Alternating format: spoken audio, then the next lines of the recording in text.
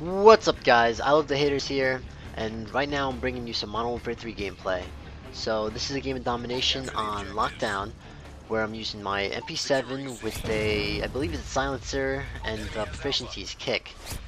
I don't know what the perks are, but they're most likely going to be sleight of hand, assassin, and steady aim or stalker, right? And I think it's pretty good gameplay to use for my first commentary because, I made some pretty smart decisions here. I didn't play like an idiot. I didn't camp. I stayed on the I didn't rush too much, but I didn't camp either. I didn't play like a complete idiot. And I got a pretty good kill streak going. Final score was, I think, 38 and 6, which is pretty good. It's like a 6.2 KD, 6.3 KD, I should say. And, I lost some gunfights, but then again, you can't win them all. And right there it said sneaky ninja defuse, which I have no idea why it said that. For some reason, the games I've recorded in theater mode, that shows up at least once or twice in each of the videos, which makes no sense because there's not even a bomb in this game type. But that's aside from the point. So anyway, you can see that I got my Predator missile, called it and got a kill, and used my precision airstrike. As far as precision airstrike goes, I really don't like the kill streak because it's it's pretty unreliable. And like right here where I use it, you could say that I had bad placement or whatever.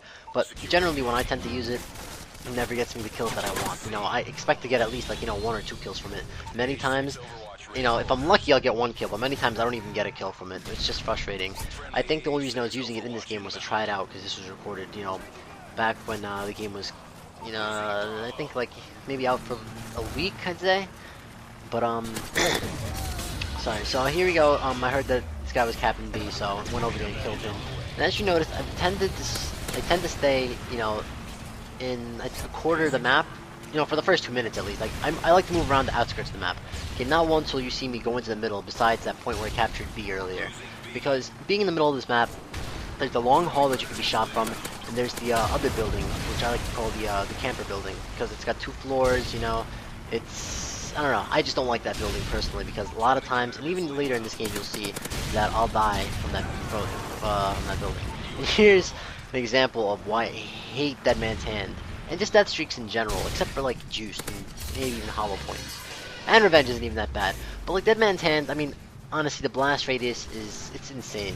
Right? The guy's gonna get you from like 30 feet away, you'll still sometimes die. And it's just I don't think that you should, and look, that guy thought he was cool sticking me with Semtex. But I don't think that you should be rewarded for sucking at a game. Honestly, if you're dying 6 times in a row, okay, it'll be fine to give you, Juice. I don't mind Juiced. I don't mind even Revenge, because it's not overpowered. But something like Dead Man's Hand, stuff like Last Stand, it's just aggravating. Even like Martyrdom isn't that bad, but still, it's pretty, to die by Martyrdom, to die by Dead Man's Hand, Last Stand, it's just really aggravating, especially if you're on a kill streak and you die by like, pretty big load of bullshit generally. But here you see, I'm still in the outskirts of the map. And I really like this building over here because it's got a lot of cover in it, and it's a good vantage point when you're spawning at A, when there's spawn traps there. Right here, I should have had this kill, but, he pulled out his troll weapons and got me. And, actually, I think that was a Scorpion, so, I mean, it's not really a trophy. Either way, the camo weapons, they're gonna beat an SMG, especially because I didn't have any ammo at that range. And here I got him back, and you'll notice that a lot of my kills in this game are drop shotting. Oh, look, there's the Dead Man's Hand guy again. Get him, man. Freaking, it's so scary to look at sometimes. Like, whenever I see him, I either tend to run away, or sometimes I don't even notice and I'll shoot at them and I'll end up killing myself because I think they were in Last Stand. And it's just like, and actually sometimes they'll be in Last Stand, but I'll think they're in Dead Man's Hand, so I'll run away and I'll end up getting shot by them. So you know what I mean? I mean, it's never like, it's not easy to get away from that. And dying by it is just the most frustrating thing out there. But there you go, I died again. I'm not invincible. You're not gonna win every single gunfight. But over here, look, I look through the middle, but I never rush through that area, especially in the beginning of the map, because in the beginning, if you rush through that area, the other team is able to go to that fire hole, which I like to call it. It's by the long hall, it's got that little broken piece of an airplane in it, I guess, and it's on fire, and, you can easily get picked off by somebody who has an assault rifle, or even a pretty good SMG, right? And, here, pretty much this whole game they were being spawn trapped at A, right? So I'm taking advantage of this by sitting in this mannequin room. I'm not really camping, but I'm playing strategically. I mean, it's one thing to camp, right? And that's my definition of camping is sitting in a room and not getting out of there the whole game. But here you can see I'm pushing up a little bit, and I'm rushing, but I'm not rushing stupid. I'm playing smart. I'm using You know, I'm using cover to my advantage whenever you notice. When I reload, I don't reload out in the open. See over here, I back into a corner to my reload. And that's one big tip for anybody playing this game. A lot of deaths will happen because you run out of ammo. And when you run out of ammo, a lot of people just, you know, they reload on the spawn or whatever, right? And one thing you'll learn, like, I think in pretty much every single Call of Duty game, actually I should say that, in Modern Warfare 2 I remember specifically, and even in COD 4 I think, in the story, in the campaign, they say, you're told that switching to your secondary is always faster than reloading. So a lot of people tend to forget that, and especially if you're using Sleight of Hand Pro, don't even hesitate to switch to your secondary because you'll take it out so fast. So here we go. I think I got a another airstrike. Right, I actually got a kill this time. That's probably only because they're being spawn trapped at A and somebody was bound to spawn there. I think this gameplay was before they released the patch for that 5-second spawn protection, right? And I think that's kind of fair actually. The spawn protection, you know, I don't mind that too much. It's pretty decent to help you get out of a spawn trap. I mean, it takes a lot of the frustration out of the game, especially if you're on the losing side. But here we go again, you know, staying away from the middle. I know that there's people in this building, so I take out my Scorpion secondaries, because these are better for taking out a crowd of people. I took out 2 guys, and look at that. The 3rd guy sitting in a corner is waiting for me. And I remember playing this game, and on the death chat, I heard, dude, you're supposed to be watching the door, man. So one of the 2 guys that I killed was telling the guy camping in the corner, like, yo, you should have been watching it better. So now I know they're in there. I missed my grenade, right? And I'm going to slowly find my way over there, right? Playing this strategically. You know, I always aim around the corner, as you notice right there. See, and I'm playing it kind of slow. I don't rush around. I don't sprint around corners because that's a great formula to die. So there I took out that guy, and I think I'm going to go into this building right now. So we have C, right? And we took that so, you know, they could have A. Because, you know, I don't like having C spawn trap on them. So this guy kind of poked his head out, so I know that they're in there, right?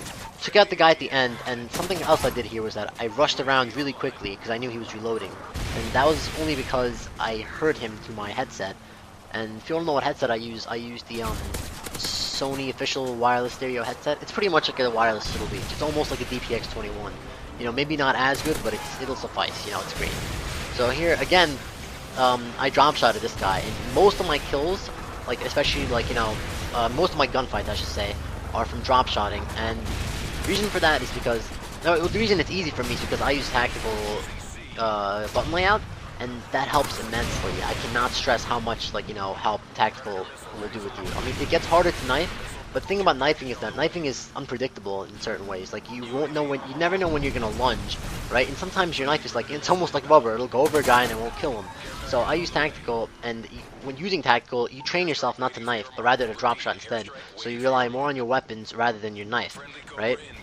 And when you drop shot somebody, not just for, like, you know, that reason, but also it tricks the hell out of people. Because not just noobs, but in general, most Call of Duty players aim at the stomach and chest area, right? So if you drop shot them, maybe they'll get like a bullet or 2 on you, right? But they're not gonna get that kill. They're not gonna get that last bullet to kill you because you're gonna be on the ground by then, and you're gonna have the advantage, right? So drop shotting helps you to get out of a lot of those situations where, you know, you have to, like, you know, where you can't really kill the guy.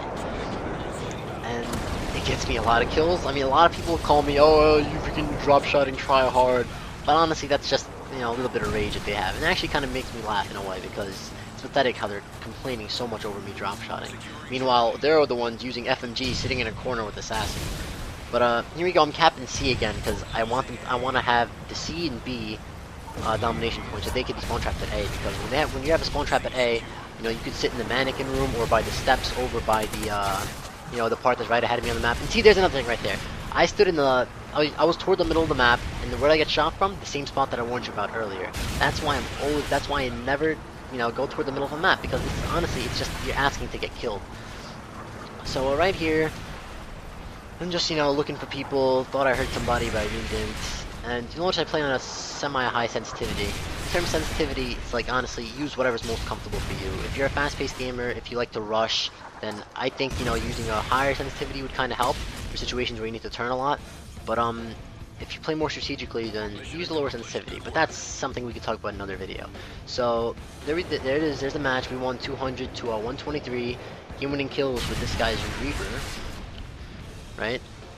And I think my final score is 38 and 6. 38, 3 and 6. 3 and 6 if I can see that correctly. So thanks for watching, guys. Thank you for wasting enough of your time for today. Like and comment if you think I deserve it, and peace!